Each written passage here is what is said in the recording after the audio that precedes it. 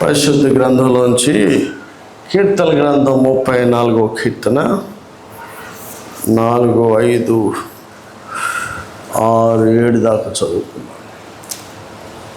నేను యెహోవా యొద్ద విచారణ చేయగా ఆయన నాకు ఉత్తరమిచ్చాడు. నాకు కలిగిన భయములన్నిటిలో నుండి ఆయన నన్ను తప్పించాడు. వారు ఆయన తట్టు చూడగా వారికి వెలుగు కలిగను, వారి ముఖములు ఎన్నడూ లజ్జింపకపోవును. ఈ దీనులు మొరపెట్టగా యెహోవా ఆలకించెను, అతని శ్రమలన్నిటిలో నుండి అతను రక్షించెను. యెహోవా యందు భయభక్తులు గల వారి చుట్టూ ఆయన దూత కావలి నుండి వారిని రక్షించును.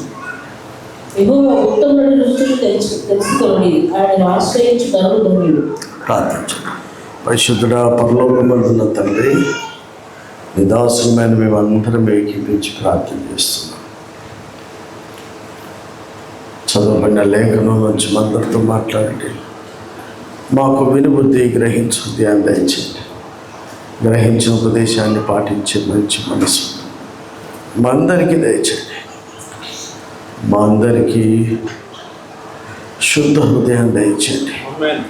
నాటబడిన విత్తనం నూరంతరం ఫలించడం కృప దయచేయండి.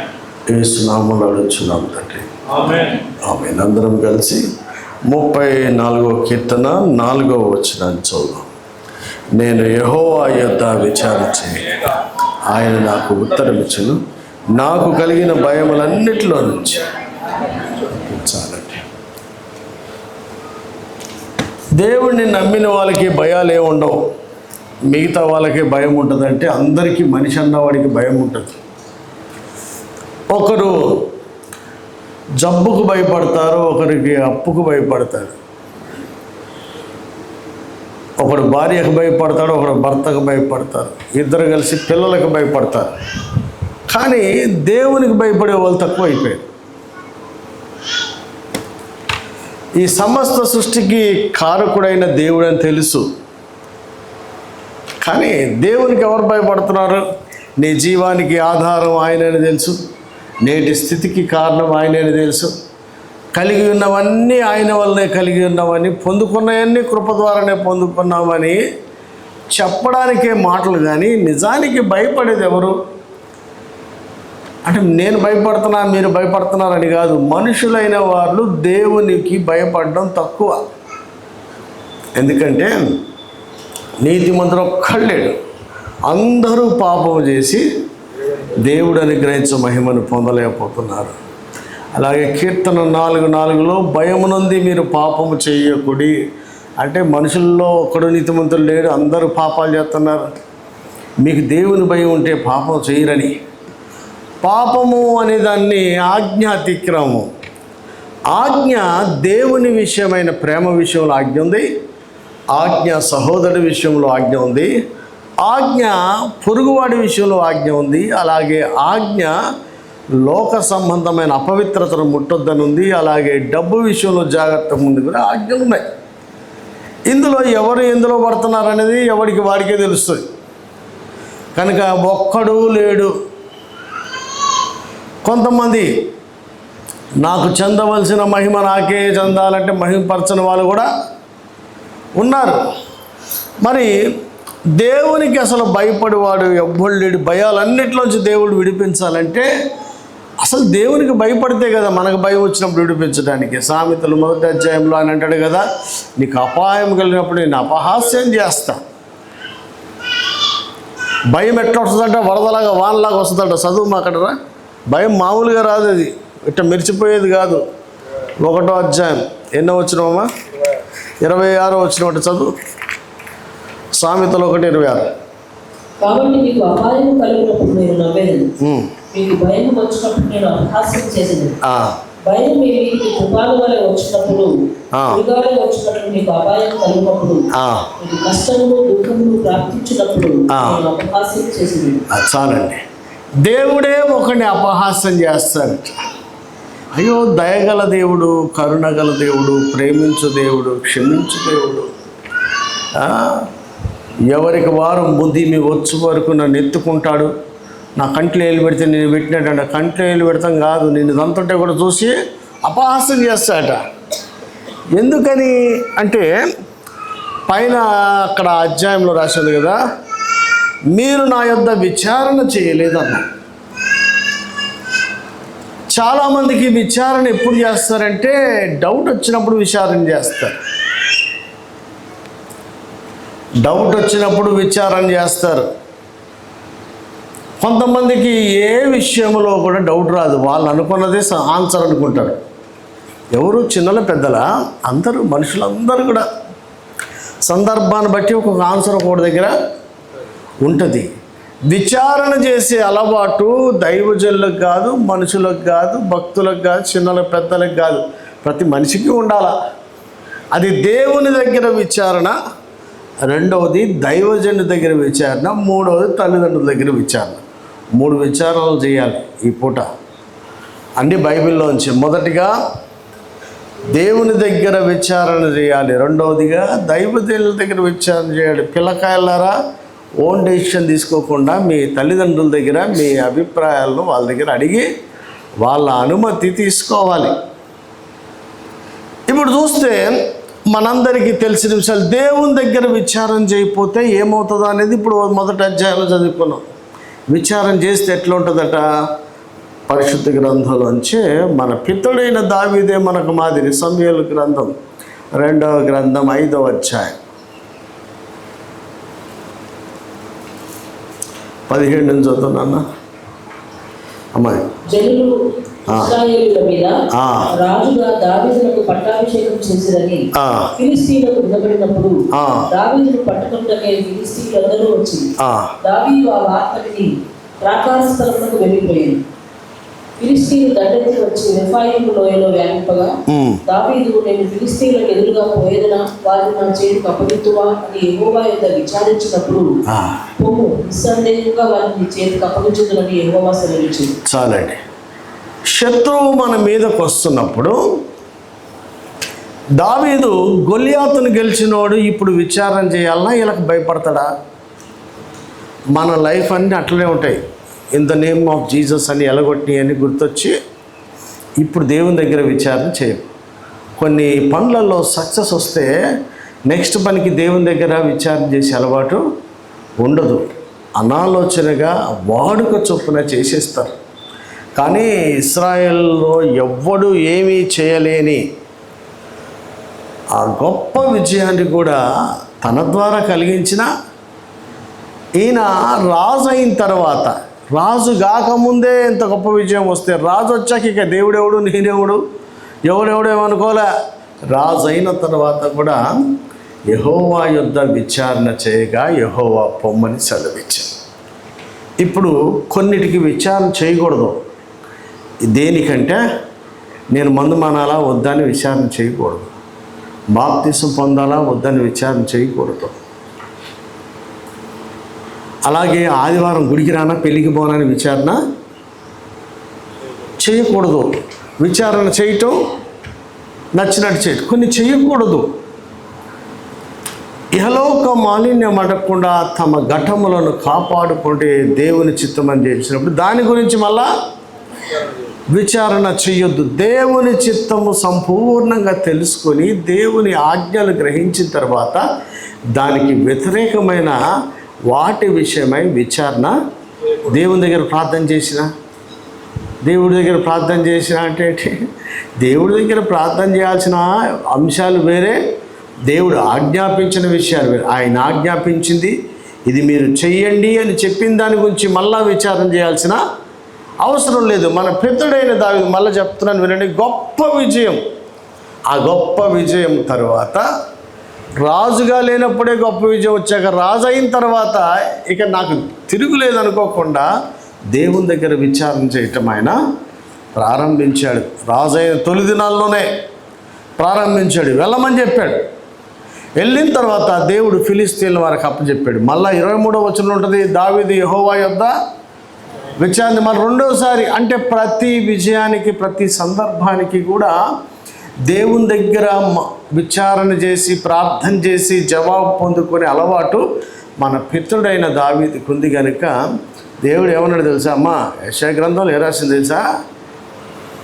ఇక్కడ దాన్ని రిపీట్ చేసి, నా సేవకుడైన దావీదు నిమిత్తము నేను ఈ పట్టణాన్ని కాపాడి రక్షిత్తును. ఒకడు ఉంటాడు సార్ విచారం చేసేవాడు. వాళ్ళ నిమిత్తం ఇశ్రాయేలు అందరిని బట్టి, ఈ 12 గోత్రాల తెగలను బట్టి ఇట్లాంటి గురించి చెప్పలే. ఆయన యుద్ధ విచారణ చేసేవాడు ఉన్నాడు, భయభక్తులు కలిగిన వాడు ఉన్నాడు, స్తుతించేవాడు ఉన్నాడు, ఆరాధన చేసేవాడు, దేవునికి మొదటి స్థానం ఇచ్చేవాడు ఉన్నాడు, మందిరం మీద మక్కువ కలిగిన వాడు ఉన్నాడు. ఇలాంటి వాని నిమిత్తము పట్టణాన్ని కాపాడి సంరక్షిస్తున్నాడు దేవుడు. అంటే మనం ఒక్కడు విచారం చేసి అలవాటు ఉంటే మన ఇంటిల్లాదులు కాపాడుతాడు. ఒకడన్నా ఉంటుండా ఎవడి కాడే మనకు తోచిందల్లా చేస్తే అది దేవుని చిత్తమైంది కాదు. అందుకనే నేను 100% ఇక్కడికి రావాలని తెలిసినా రాకుండా పోయినాయి. వచ్చిన తర్వాత దేవుడే క్రమక్రమంగా ఆశీర్వదించడం మొదలుపెట్టాడు. కనుక మనకు కలిగినటువంటి భయములన్నిటిలోంచి విడుదలిస్తాడు. ఎందుకంటే శత్రువు చేసే దాడికి మనం బలి కాకుండా మనం ఎట్లా కాపాడాలి, పోవాలన్నా వద్దా స్ట్రాటజీ. ఇప్పుడు ఫస్ట్ టైం వెళ్ళమన్నాడు, రెండోసారి ఏం చెప్పిండమ్మా స్ట్రాటజీ చెప్పాడు. చదువు అందులోనే ఉంటుంది 23 నుంచి. దావీదు యెహోవా యొద్ద విచారణ చేసేది. యెహోవా నీవు వెళ్ళవద్దు, చుట్టూ తిరిగిపోయి కంబలి చెట్లకు ఎదురుగా వారి మీద పడుము. కంబలి చెట్లకు చప్పుడు వినగానే ఫిలిష్తీయులను హతం చేయుటకై యెహోవా బయలుదేరుచున్నాడు కనుక అప్పుడే నీవు త్వరగా బయలుదేరవలెనని సెలవిచ్చింది. చాలమ్మా. అమ్మా ఏంది చెట్ల చప్పుడు ఇంటి దేవుడు బయలుదేరతాడా? అంటే మన మీద ప్రేమ లేదా? మనకు ప్రార్థన చేస్తే వినడా? నువ్వు సచ్చినా సావరా అంటాడా? చంపించుకుంటాడా? నేను అనేక మాటలు చెప్తున్నాబ్బా, మాట వింటే శ్రేష్టం. రీజన్స్ ఆలోచించినంత మాత్రాన అడుక్కు తింటాం తప్పించి ఏమీ రాదు.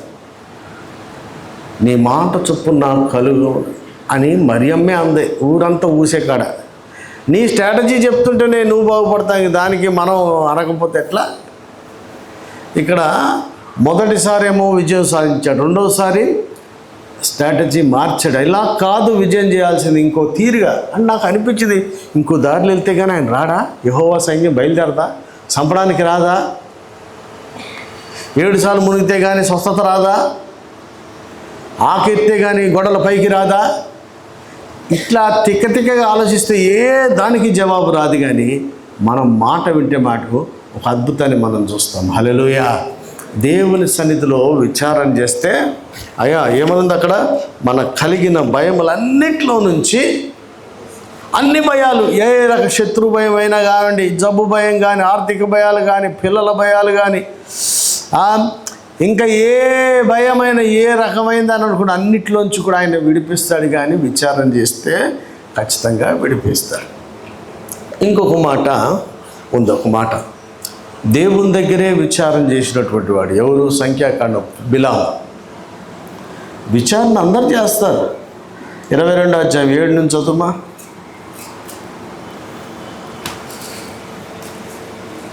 సంఖ్యాకాండం 22వ అధ్యాయం 7వ వచనం. కాబట్టి మోయాబు పెద్దలను, మిద్యాను పెద్దలను సోదరి సొమ్మును చేతపట్టుకొని బిలాము వద్దకు వచ్చి బాలాకు మాటలను అతనితో చెప్పగా అతడు వారితో ఈ రాత్రి ఇక్కడనే ఉండి యెహోవా నాకు సెలవిచ్చిన మాటలు తిరిగి వచ్చి మీతో చెప్పేదనని. అప్పుడు మోయాబు అధికారులు బిలాము వద్ద బస చేసింది. బిలాము వద్దకు వచ్చి నీ వద్దనున్న ఈ మనుషులు ఎవరని అడగగా బిలాము దేవుడితో ఇట్లనెను, సిప్పోరు కుమారుడైన బాలాకు మోయాబు రాజు చిత్తరించుకు ఒక జనం ఐగుప్తు నుండి బయలుదేరి వచ్చెను, వారు భూతలమును కప్పుచున్నారు.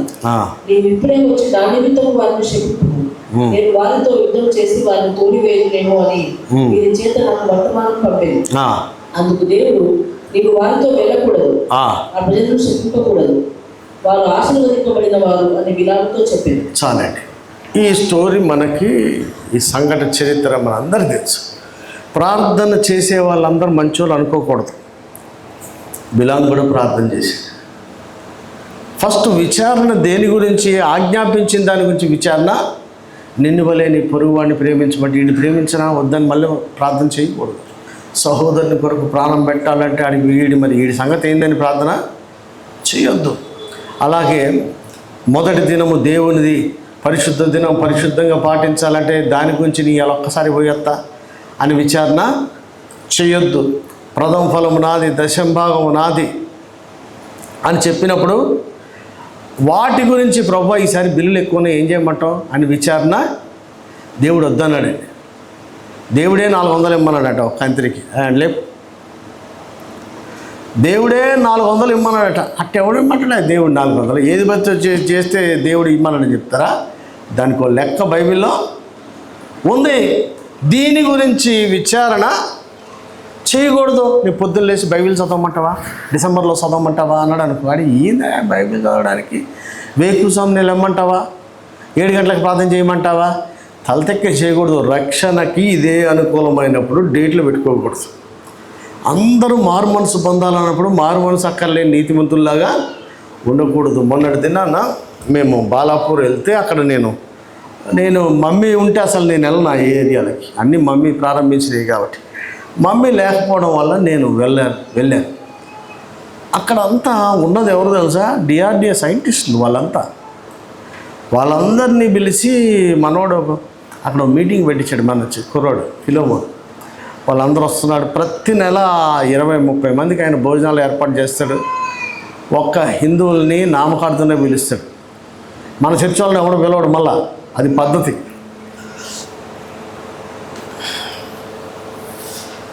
అలా పిలిస్తే నేను ఎప్పుడైనా సరే ఎవరికైనా ఇది ముందే చెప్పాలనుకొని ఎప్పుడు పోను. నేను ఆ టైంలో మీరు పాట పాడినప్పుడు ఆరాధన చేసినప్పుడు నాకు ఏదో ఒకటి వస్తుంటే దేవుడు ఇస్తుంటే చెప్తుంటా. అక్కడ చెప్పిన తర్వాత తెలిసిన విషయం ఏంటంటే ఆ సైంటిస్టులు వాక్యం చెప్పడానికి కూడా పలు ప్రాంతాలకు వెళ్తారట. కానీ ఇంటిలో ఆయన పొందలేదు, వాళ్ళ ఇంటిలో ఎప్పుడు రక్షణ పొందలేదు. ఏంటంటే దేవుని సమయం వచ్చినప్పుడు రక్షణ తీసుకుంటాం. ఇప్పుడు దేవుడి సమయం ఏంది? రక్షణ పొందడానికి దేవుని సమయం ఉందా? నేడే మిక్కిలి అనుకోవాలి సమయం. డబ్బులు ఇవ్వడానికి మన ఖర్చులు మన బాధలు లెక్క కాదు, ఖచ్చితంగా ఇచ్చి తీరాలి. సహోదరుని ప్రేమించడానికి ఆ నచ్చడా అనకూడదు. వాని కోసం మనం ప్రాణం పెట్టాలి. పొరుగువాడి కోసం ఏమన్నా చేయమన్నాడు, నువ్వు వెళ్ళి అలాగనా వాడి కోసం మరి వీడు నచ్చట్లేదు అనొద్దబ్బా. ఏదైతే ఆజ్ఞాపించారో దాన్ని 100% చేయాలి. కానీ దాని గురించి విచారణ చేయకూడదు. విచారణ చేయాలంటే ప్రార్థన చేయండి. మీరు ఇంటర్మీడియట్ అయ్యాక ఏ కోర్సు చదువుకోవాలో, డిగ్రీ అయ్యాక అక్కడ దొరికినవి చదవద్దు. దేవుడు చెప్పినవి చదువుకోవాలి.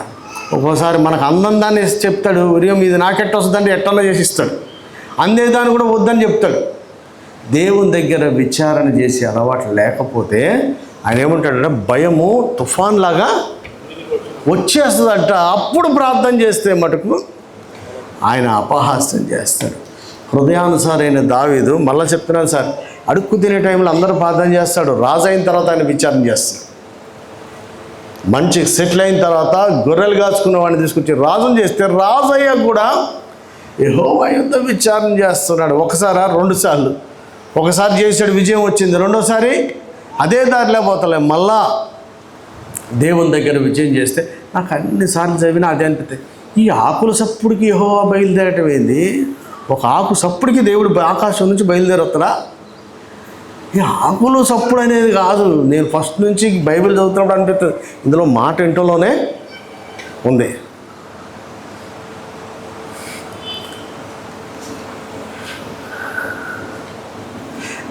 రమ్మికి ఏం అలవాటు అయిందంటే నేను ఏమంటే ఏమంటాను అని చెప్పి ఆమెకు నచ్చినని చేసి నువ్వేమంటే ఏమంటావు అని మళ్ళీ ఆమె చెప్పుద్ది. ఆఖరికి అది నేనన్నాయి కాదు, ఆమెకు నచ్చినవన్నీ చేసి నువ్వేమై చేస్తే ఏమంటావు అని ఒకటి తోసి నా మీద. ఇది ఎట్టుంది తెలుసా? సోమరమైన చెడ్డదాసుడా ఉండి ఏమన్నా తెలిసే నువ్వు ఇత్తని చోట నువ్వు ఎప్పుడు ఏమంటావు ఎవరికి తెలుసావు కాబట్టి నాకు నచ్చింది చేస్తాను, తీసుకెళ్ళి గోరు నరకంలో పడుతుంది. ఎప్పుడు ఏమంటావు అని చేయటం కాదు సార్ విచారణ. నేను ఏదైనా చెప్పాను అనుకోండి, మర్చిపోయాను అనేది ఎవరు? రమ్మి. ఫిక్స్ అయ్యాను అనేది ఎవరు? కరుణ. ఫిక్స్ అవ్వద్దు, మర్చిపోవద్దు. ఆ వినేది ఏంది అనుకునే వాళ్ళు చాలామంది ఉన్నారు అనుకోండి. ఎవరికి వస్తుందబ్బా? మళ్ళీ చెప్తున్నా సార్, రాజు అయిన తర్వాతనే ఆయన విచారణ చేసి జీవితంలో ఏం సాధించినామని మనం దేవుని తక్కువ పెట్టేది. మనకు కలిగిన భయాలన్నిట్లోంచి కూడా ఆయన విడిపిస్తాడట. అది ఏ భయమైనా కానీ సార్ దేవుడు అద్భుతాలు చేస్తాడంటే ప్రార్థించినల్లనే సమీపంగా ఉంటాడట. మనకి జవాబిచ్చే దేవుడు. కానీ మనకి ప్రార్థన సమీపంగా ఉంటాడని తెలిసి కూడా ప్రార్థన చేస్తే ఎట్టని వద్దంటే కొన్నిటికి చేయదు. బిలాము కూడా మన ప్రార్థన చేశాడు. ఇట్టనే నేను కూడా చేశాను సార్ బిలాములానే. 2023 నవంబర్లో ఫాస్టింగ్ ప్రేయర్ చేస్తే స్పెసిఫిక్గా దేవుడు ఉదయకాలం ఇట్లాంటి టైంలో పట్టపగలు 9 గంటలకి రూమ్లోకి వచ్చి ఈ ఊరు బొమ్మని చెప్తే నేను హైదరాబాద్ వెళ్ళిపోయాను. 2 సంవత్సరాలు ఆ నష్టం ఇప్పటిదాకా పూడుస్తలేని అందరికి చెప్తున్నా, మేడం గారు తెలివితేటలు పనిచేయవబ్బా. పిల్లలు అందరూ ఆమెకి ఏం చెప్తారంటే అవన్నీ నాకు చెప్తుంది కాబట్టి చెప్తుంది. మీరు చెప్తే మీ చెట్టు ఎంత ఉంటుందో.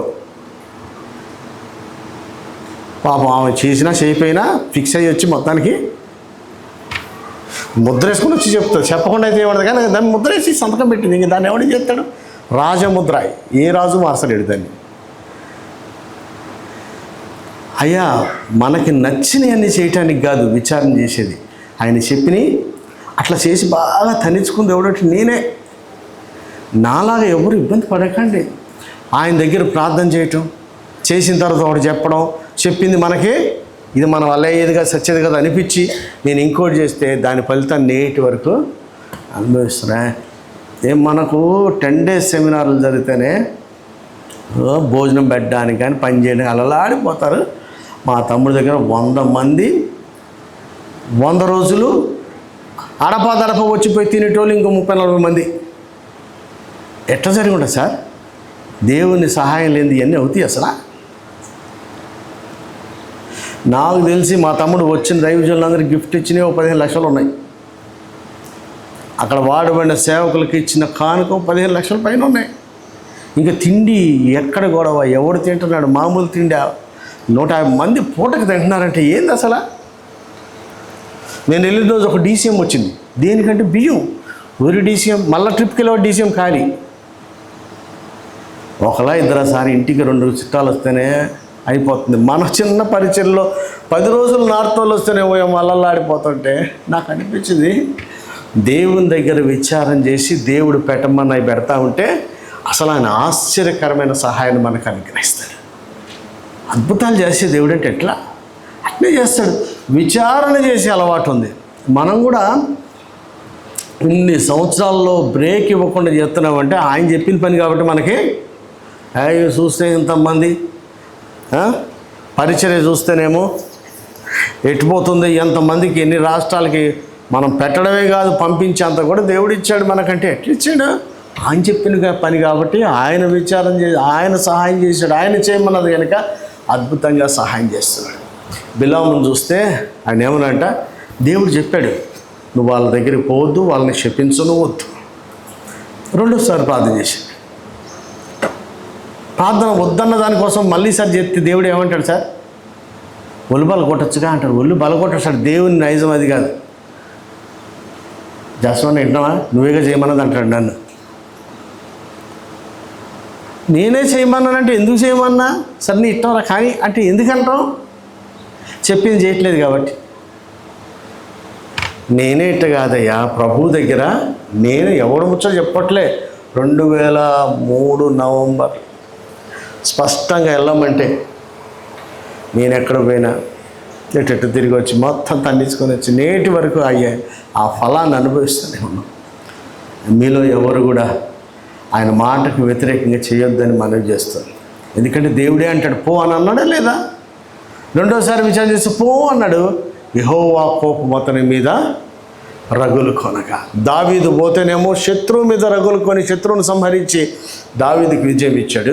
ఇక్కడ వద్దన్నోడి మీద పోతా ఉంటే వద్దన్నోడి మీదే కోపం రగులుకుంది. కనుక మీరు ఎవరి దగ్గర విచారం చేస్తున్నారు? నిజంగా దేవుని దగ్గర విచారం చేస్తే ఆయన సర్వశక్తులను నమ్మితే, ఆయన భవిష్యత్ జ్ఞానం అంతా తెలిసిన వాడు నమ్మితే, మన దినములంతా వరకు ఆయనకు తెలుసు అని చెప్పిన నమ్మితే 100% చెప్పింది చేయాలి. ఒక మంచి అలవాటు ఉండాలి. ప్రతిదానికి ప్రార్థన చేసే అలవాటు. ఛాయ్కి ప్రార్థన చేసి తాగనా వద్దా అన్నది ఇట్లాంటివి చేయకండి. జీవితంలో నిర్ణయాలు చేసేటప్పుడు చేయాలా. ప్రార్థన చేసి తినమన్నాడు, దానికి తాగనా వద్దా అనకూడదు. ఇకపోతే 2వ మాటగా దైవజనుడి దగ్గర విచారణ చేశారు. ఎవరంటే పరిశుద్ధ గ్రంథంలో ఇశ్రాయేల్ రాజు గురించి ఉంటుంది ఒక మాట. రాజుల 2వ గ్రంథం 6వ అధ్యాయం.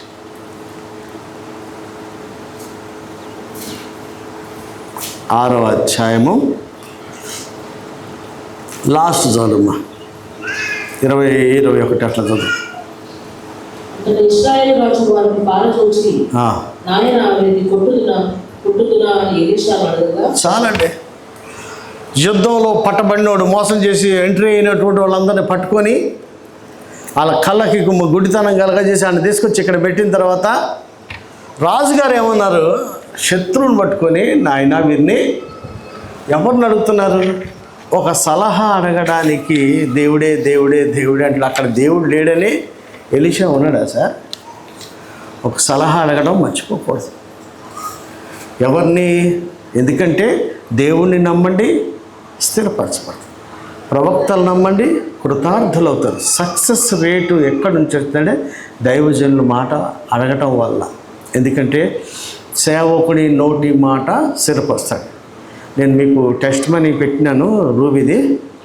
5 ఏళ్ళు అయిన అమ్మాయి పోయి 5 ఏళ్ల మాటలు దేవుడు తన కాలం మందు వాటిని నెరవేరుస్తున్నాడు. మీరు ప్రవచనాలు చదువుతుంటే కూడా యెహోవా ఆయా కాలములు యందు తన మాటలను నెరవేరుస్తాడు. అన్ని తెల్లారైపోతాయని ఉండదు. 5 ఏళ్లకి ఆ మాట కోట్ చేసింది కూడా రూబీ దగ్గర ఉన్న మంచి లక్షణం ఏంటంటే ఏదైనా సరే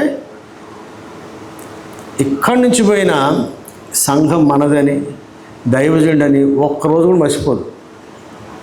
ఏ విషయమైనా అట్లా చెప్పకుండా ఏది చేయదు. ఎవడు చెప్తున్నాడు? ఆమె వంటి వాడు అసలు ఎవడు లేడు చర్చిలో. ఎక్కడికి పోయినా ఆమె చర్చి లేదా, పాస్టర్ లేడా, చదువు రాదా, పైసలు లేవా, ఎక్కడి నుంచి వచ్చామన్న సంగతి మర్చిపోదు. ఆమె చెప్పే సాక్ష్యంలో కూడా అంకుల్ కూడా ఊకే నీకు గ్రీన్ కార్డు వస్తుంది అన్నాడు. ఈ రోజున దేవుడు ఇచ్చాడు. నాకు ఫోన్ చేసి చెప్పింది ఇంకా 2-3 ఉన్నాయి అంకుల్ దానికి ముందు, కానీ డైరెక్ట్గా అప్రోచ్ చేసి పడేసారు నాకు. నేను వెంటనే బిడ్డ దీనికి సంతోషించేది ఆల్రెడీ చెప్పిందే కదా, నెక్స్ట్ సిద్ధపడు, సీఈఓ అవుతావు త్వరలో, అది మర్చిపోకని చెప్పిన. ఎందుకంటే ఆయా కాలముల యందు ఎట్లా దేవుడు చెప్పాడు కాదు, తన సేవకుల నోటి మాటను దేవుడు అన్నాడు కాబట్టి స్థిరపరిచేస్తాడు. ఇక అంతే.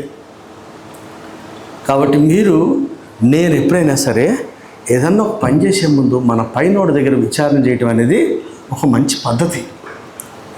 ఆ పద్ధతి లేకుండా చేయకూడదు. ఇప్పుడు చూడండి, ఏలీ పిల్లలు అట్ట చెడిపోవడానికి కారణం ఏంది? వాళ్ళ నాన్నని వాళ్ళు టచ్ చేయలేదు అసలు ఏ విషయం కూడా. వాడు మనసుకు దోచుకుందల్లా చచ్చిపోయాడు. వాడు చచ్చిండు, వాడి వల్ల ఇంటికి కీడు కూడా వచ్చేసింది. పిల్లలారా, ఇప్పుడు వింటున్నావా? మసాలా దోశ వింటున్నావారా?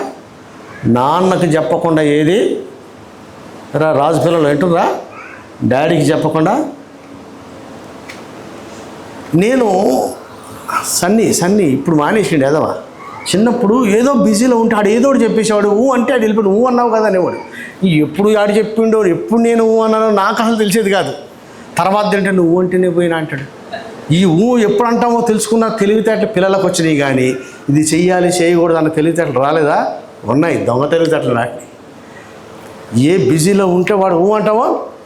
రమ్మి కూడా ఏదో చెప్తాను, ఇట్టిట్టంట అన్నమాట. నేను మాట ఖాళీ ఉన్నప్పుడు రావచ్చుగా.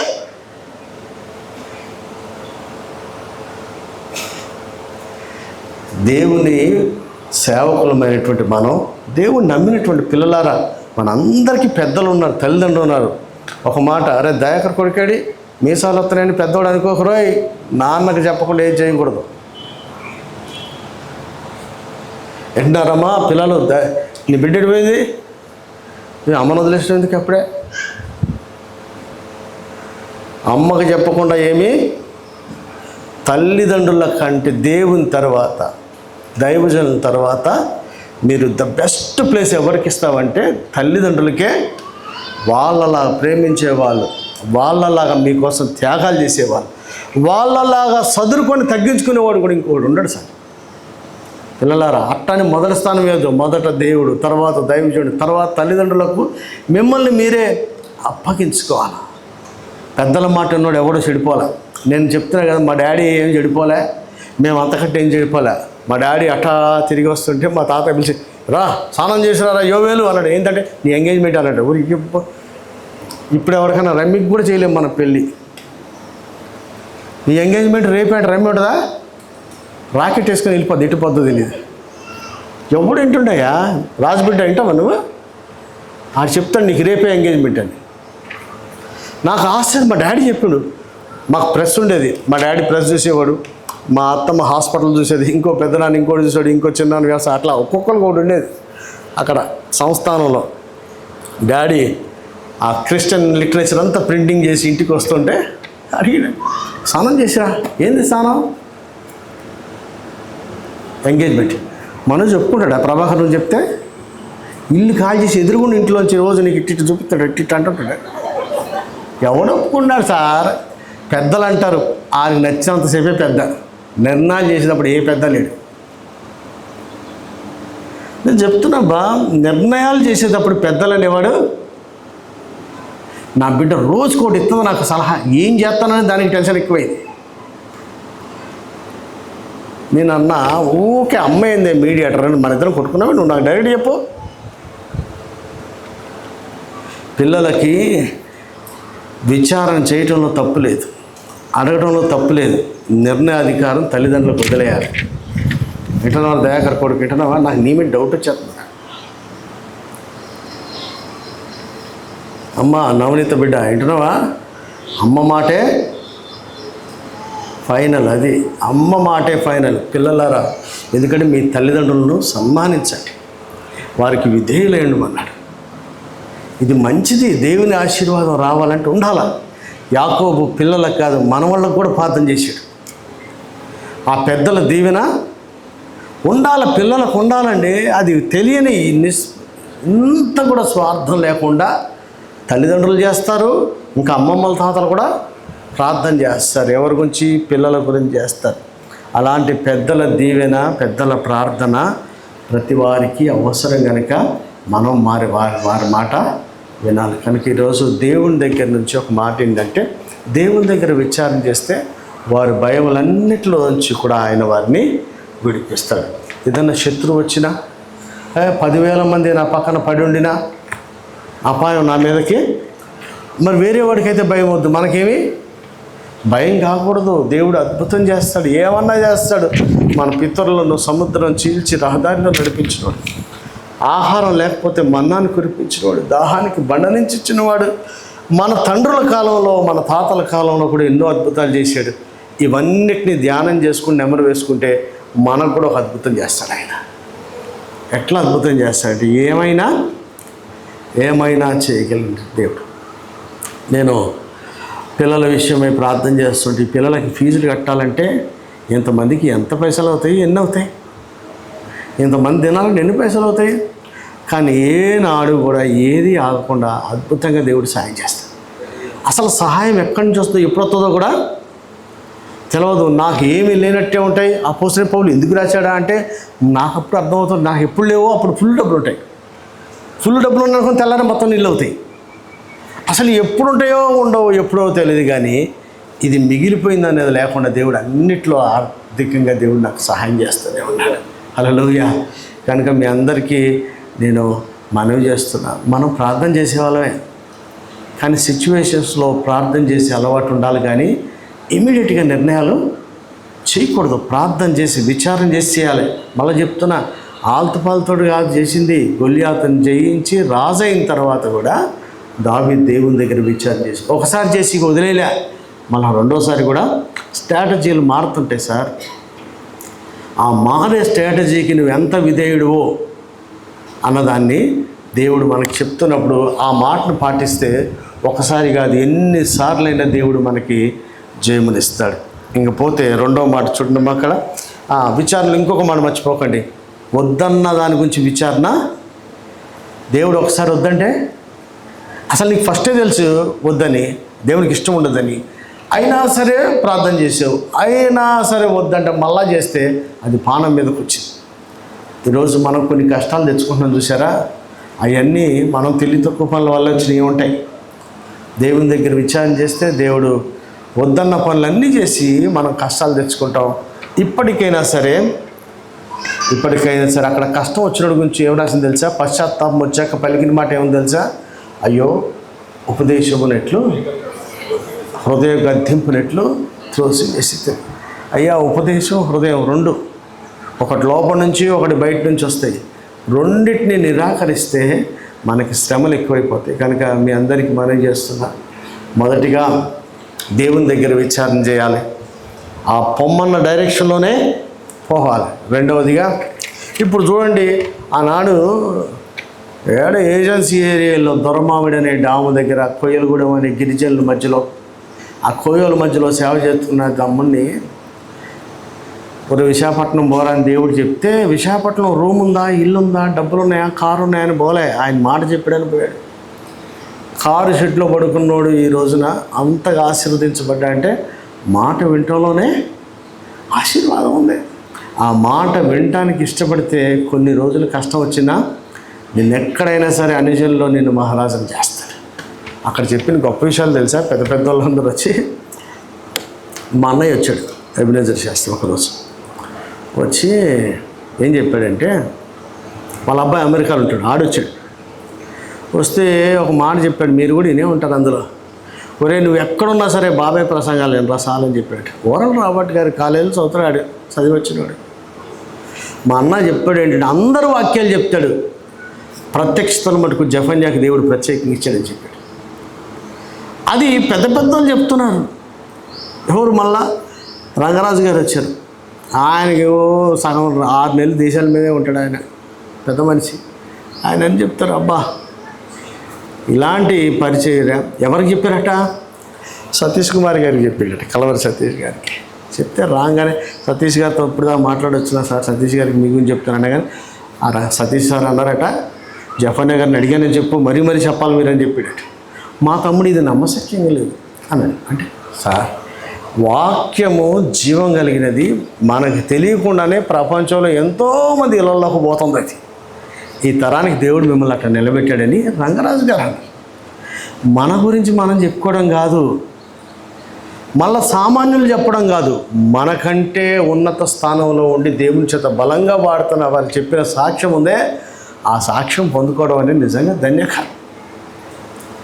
అలాంటి పరిచర్య గురించి ఎందుకు చెప్తున్నా అంటే, చెప్పిన పని వెళ్ళమన్న ప్లేస్కి వెళ్ళాడు కనుక దేవుడు అంతగా హెచ్చించాడు. మీరు ఎక్కడన్నా చూడండి, ఏ పరిచర్యలన్నా చూడండి, ఒక ఎస్ఎంఎస్కి 1000 మంది వస్తారా? పోస్టర్ పబ్లిసిటీ లేకుండా మా తమ్ముడు ఒక్క ఎస్ఎంఎస్ పెడితే 1000 మంది సేవకులు వస్తారు.